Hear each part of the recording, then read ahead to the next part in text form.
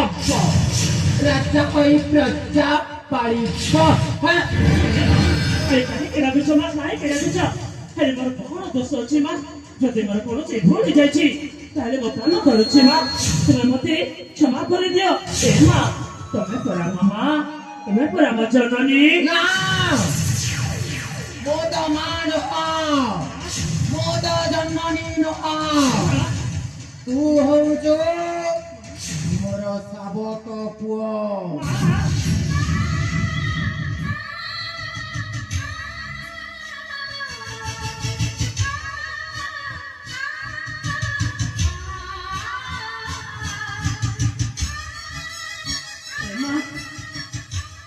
କଣ କହିଲ?